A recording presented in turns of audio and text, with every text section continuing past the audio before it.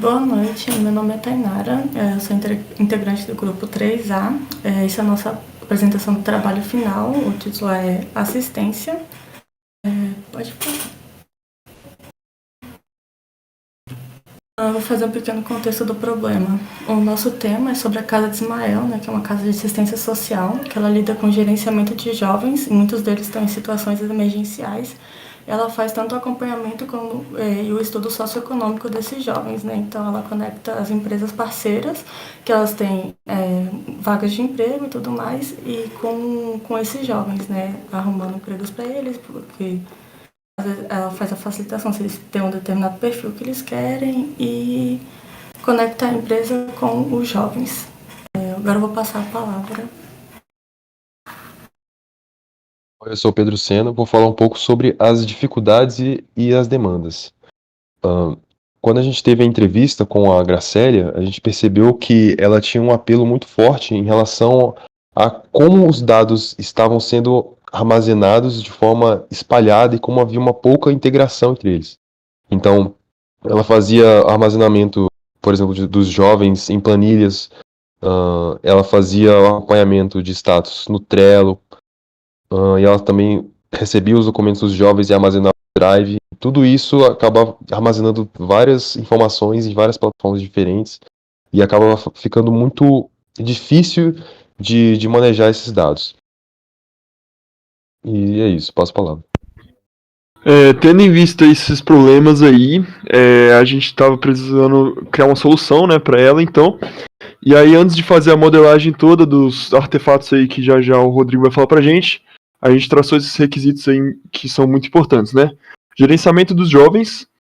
Bom, o sistema ele tem que ser capaz de armazenar os jovens, deletar, editar. O acompanhamento dos jovens, então, alguns jovens que estão inseridos em empresas, eles vão ser acompanhados, o comportamento deles nas escolas, nas empresas. Estudo socioeconômico do jovem também é algo que a gente vai precisar estar controlando. O sistema vai ter que ser capaz de armazenar os documentos dos jovens, fazer os cálculos ali de renda per capita. Controle de empresas parceiras, a gente precisa saber as empresas que estão junto com a Casa Ismael, que estão oferecendo vagas, contratos. E o gerenciamento dessas vagas e contratos, que aí vai ser a associação dessas empresas com os jovens, como é que vai acontecer isso tudo. Então são os requisitos que o nosso sistema precisa ter. Vou passar a palavra. Olá, eu sou o Rodrigo. Eu vou estar falando aqui sobre a forma que a gente fez o trabalho.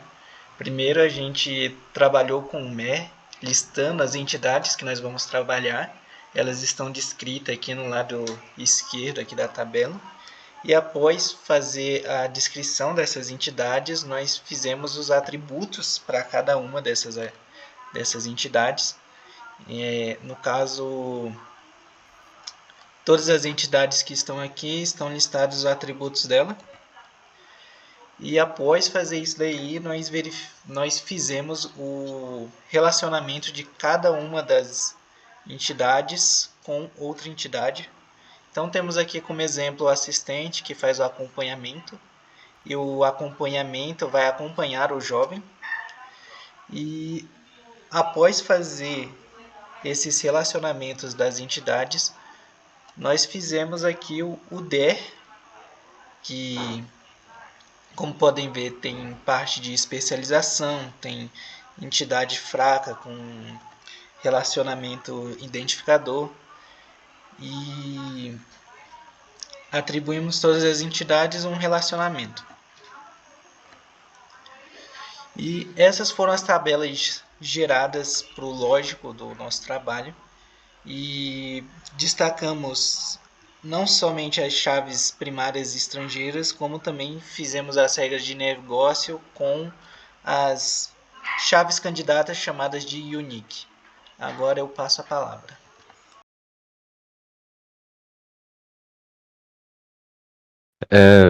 A gente tem um dicionário de dados bem grande, então a gente decidiu que vai colocar um modelo de uma entidade que a gente fez aqui, e porque a gente seguiu o padrão dele para as outras também.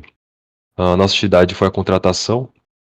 No campo de atributo, nós colocamos cada atributo, o nome do atributo na tabela, as propriedades dele, né, se é obrigatório, se é chave estrangeira, se ele é chave primária, o tipo de dado e o tamanho que ele possui. Nessa tabela de contratação, temos o ID pessoa, que é a chave primária, chave estrangeira obrigatória, que é do tipo int, e tem a descrição dela, que é o que aquele dado representa na nossa tabela. E os outros dados e as outras tabelas seguem exatamente esse modelo. Passo a palavra. Agora eu vou falar sobre as vantagens técnicas, né? Nós separamos 3 vantagens técnicas como sendo as principais do nosso trabalho. A primeira é a especialização e a generalização, né? O projeto possui a utilização da especialização e da generalização para a manutenabilidade de dados, né? Então, o exemplo da especialização seria o jovem, que ele possui atributo exclusivo, além dos atributos compartilhados com a entidade pessoa. Então, a especialização vai permitir representar essas diferenças e definir relacionamentos específicos para cada subconjunto. Na generalização, o exemplo seria assistente e jovem, que pode ser generalizado em uma entidade mais geral, pessoa. Então, e aí a generalização vai ajudar a evitar a redundância de dados e permite definir relacionamentos e operações comuns para todas as entidades que forem generalizadas, né? A segunda vantagem técnica do nosso trabalho foi a normalização e a redução de redundância. Então, a normalização ela vai visar eliminar a redundância e melhorar a consistência do dado armazenado. Isso vai significar que os dados são armazenados de forma mais eficiente, evitando a repetição desnecessária, até porque a redundância pode levar à inconsistência dos dados, né? A terceira vantagem técnica foi a integridade, né? A integridade do dado vai se referir à garantia de que os dados estão armazenados da base de dados sejam preciso, consistente e confiável. Para isso a gente usou a restrição em chave primária, chave estrangeira e atributo único. Então, ao utilizar essas restrições, o projeto do banco de dados assegura que apenas os dados válidos e consistentes sejam inseridos na base de dados. Isso vai ajudar a prevenir erro, inconsistência e a corrupção dos dados. Agora eu vou passar a palavra. Eu vou falar um pouquinho sobre as vantagens do negócio. Uma das vantagens é a qualidade dos dados, porque a nossa base de dados ela garante precisão, porque nós conseguimos enxugar uma grande quantidade de campos abertos para o usuário digitar, tornando eles mais discretos e de apenas opções. Completude, porque a nossa base de dados contém todos os dados que são relevantes para a organização. Consistência, porque as restrições nas tabelas impedem a entrada de dados inconsistentes que vão prejudicar a análise desses dados e a relação entre eles. Velocidade, porque a manipulação e a consulta dos dados será mais rápido do que feito manualmente, que é mais rápido do que é feito atualmente, né, com várias plataformas separadas. Aplicabilidade, porque os dados que estão lá na base de dados, eles são armazenados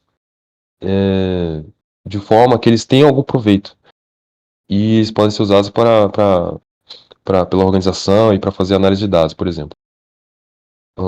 Outra vantagem é a organização e estruturação dos dados. Estando esse processo em conformidade com a terceira forma normal, nós conseguimos garantir que os dados estejam bem organizados e de fácil entendimento, né? Separando eles certinho entre cada entidade, cada relação, etc. Outra qualidade são as consultas eficientes e relatórios completos. Justamente, estando nós pautados nos tópicos anteriores, nas vantagens anteriores, nós conseguimos extrair de forma eficiente e diversificada os dados. De forma eficiente, diversificada e muito coerente. Passo a palavra. Bom, para finalizar, eu vou dar aqui o feedback sobre o trabalho, o que nosso grupo pelo menos achou sobre esse tipo de trabalho empregado, né, no nosso trabalho final. Os aspectos negativos que a gente decidiu foi pouca informação do cliente, principalmente no início do trabalho. Isso é algo que a gente todo mundo aqui concordamos, que a gente não tinha muito com o que trabalhar no início, né, não sabia exatamente para onde ir.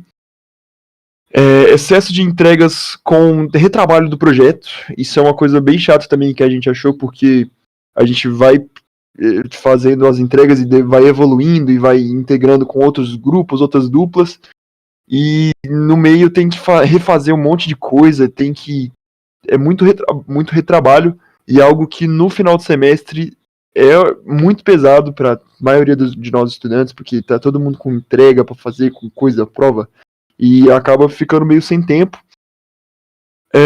Os aspectos positivos, primeiro de tudo, é a prática com problema real. Isso com certeza é muito bom pra gente, pra nossa formação profissional, né?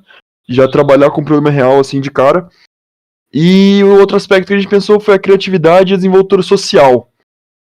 Esse é um aspecto bom dessas integrações que eu falei agora, que assim, isso instiga os alunos a socializarem mais, né? Então você tem que discutir muito sobre a solução que você fez com sua dupla, e aí depois tem que integrar essa solução com outra dupla. Então foi um desafio pra gente achar ali uma solução que agrade todo mundo. Então tem muita discussão, tem muita criatividade e muita socialização. Eu acho que é isso, basicamente. Esse foi o nosso trabalho final.